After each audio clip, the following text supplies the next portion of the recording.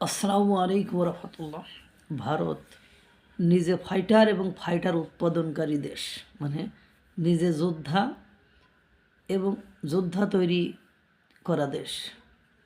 কারোর পায়ে পদলেহন করে পা সেটে বড় হতে চায় না। তারা শক্তি, সামর্থ্য, বুদ্ধিমত্তা দিয়ে সামনের দিকে এগিয়ে যেতে চায়। সেই দেশটি হলো জ্ঞানী, গুণী, মুনি, ঋষিদের দেশ। তাদেরকে শায়েস্তা করতে ডোনাল্ড ট্রাম্প যে পদক্ষেপগুলো গ্রহণ করেছে, ট্যারিফ, সেই যুদ্ধে ডোনাল্ড ট্রাম্প ভেবেছিল যে আমি এই ট্যারিফ ফাইটটা শুরু করলাম, ট্যারিফ যুদ্ধটা শুরু করলাম, এবার একে একে সবাই আমার পার কাছে এসে পড়বে। কিন্তু পথটা ভারত দেখিয়ে দিয়েছে, বাবা তোমার পায়ে সকলে যে পড়লাম, আমি ভারত পড়ব না। আমি ন্যায্যতার ভিত্তিতে তোমার সাথে ফাইট করে যাব।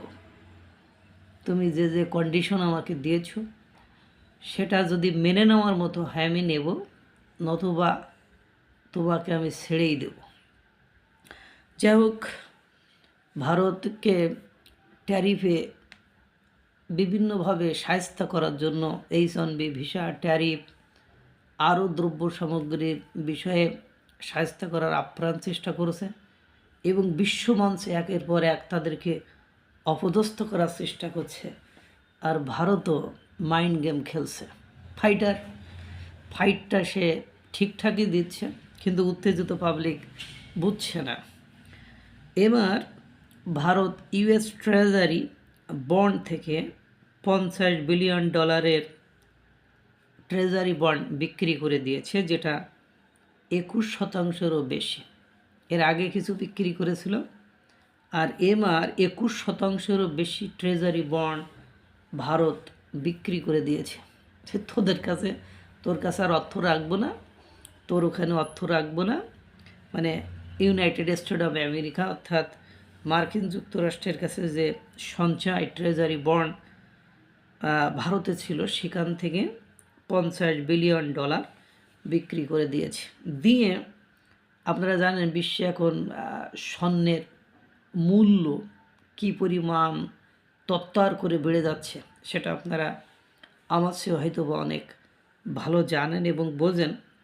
এই বিশ্ব ট্রেজারিতে স্বর্ণ সঞ্চয়ের পরিমাণ US ট্রেজারির চেয়ে বেশিতে চলে গিয়েছে। ভারত 880 টন মানে স্বর্ণ তারা সঞ্চয় করে ফেলেছে। আর স্বর্ণর বাজার কিভাবে আগুন হয়ে যাচ্ছে সেটা আপনারা দেখছেন। This is reality.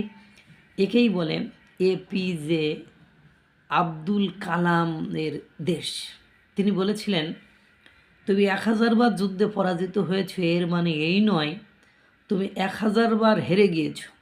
এর অর্থ এই, তুমি 1000টা কারণ জানতে পেরেছ যে কারণে মানুষ হেরে যায়, পরাজিত হয়। অর্থাৎ সব সময় আমি যে কারণে পরাজিত হয়েছি সে কারণটা সলভ করে, সে কারণটা ঠিকঠাক করেই তো আবার যুদ্ধে গিয়েছিলাম, তাহলে আমি আবার কেন হেরেছি? ওই কারণটার কারণে তো আর হারি নাই। এটাই হলো ভারত।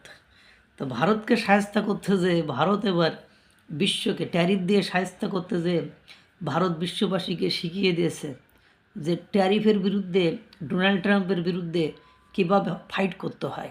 এখন চীনও সেম স্টাইলে, সেম ধাঁচে, সেম গতিতে আগাচ্ছে, বিপদে পড়ে গেছে।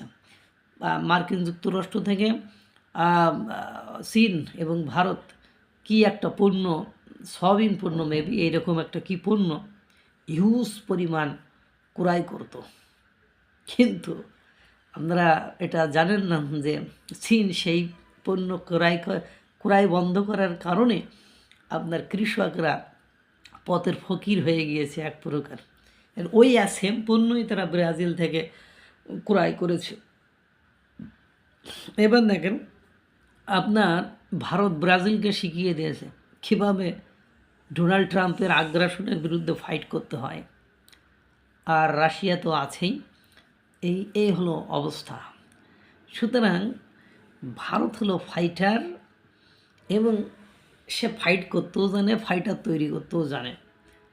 তার সাথে লেগে এই যে ইউএস ট্রেজারি $50 বিলিয়ন ট্রেজারি তুলে নিয়েছে ওখান থেকে, এবং একদম নির্দিষ্ট পয়েন্টে ঠিকঠাক জায়গায় যেয়ে তারা 880 টন স্বর্ণ ক্রয় করেছে, মজুত করেছে, সঞ্চয় করেছে।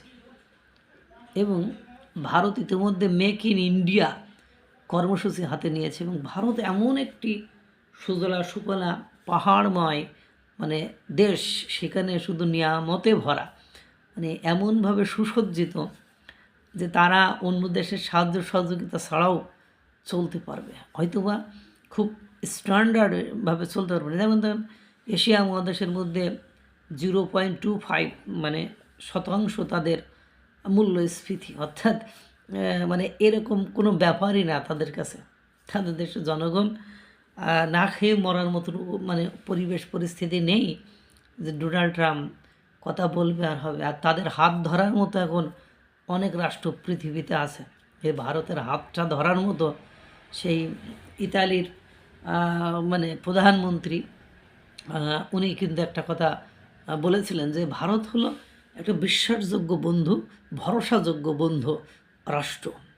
এখানে নেতানিয়াহু আসে, এখানে ভ্লাদিমির পুতিন আসে, এখানে অস্ট্রেলিয়ার সাথে সম্পর্ক ভালো, ইতালির সাথে সম্পর্ক ভালো, এবং ইউরোপীয় ইউনিয়ন ভারতের সাথে খুব সুন্দর করে ব্যবসা বাণিজ্য করে।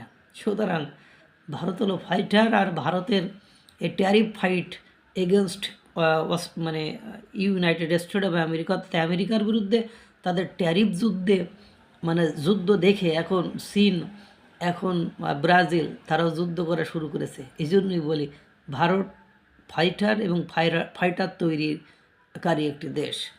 আল্লাহ তাআলা সকলকে ভালো রাখুক, সুস্থ রাখুক। আসসালামু আলাইকুম ওয়া রাহমাতুল্লাহ।